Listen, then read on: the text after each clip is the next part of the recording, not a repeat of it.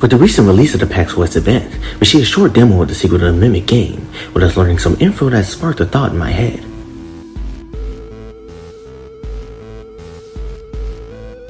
With the demo, we see that it takes place in a toy factory, likely owned and operated by Fazbear Entertainment to create toys and likely animatronics for their future and present establishments. We see two scenarios in the demo itself, with one being a management office level while the other is a chase segment. Lastly, we see an official design of the Mimic in the game, with it being named Jackie, and several cameras showcasing locations within the factory.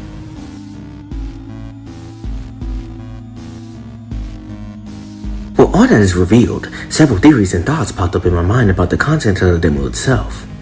The first is the setting, with it being placed within a Fazbear-owned toy factory, which is interesting given the Mimic's tumultuous and violent history. But what we know about the Mimic, it could be possible that this toy factory could have originally been the warehouse that we see Edwin live and work out of during the Tales from the Pizzaplex books, with Fazbear Entertainment refurbishing the building and transforming it into a toy factory, with the Mimic still being present within the facility as a whole. The next thing to cover is Jackie, the new form of the Mimic seen in the first teaser trailer.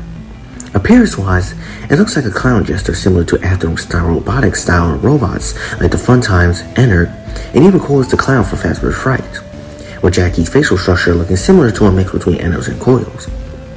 On the top of her head are two large red pigtails that curve upwards with a large birthday hat affixed to the middle of the head.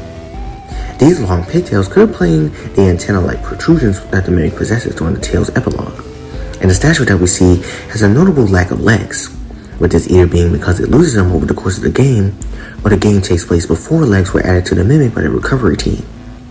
Lastly, we see Jackie's arms appear to be elastic in some way, with this possibly being how the Mimic travels due to its lack of legs.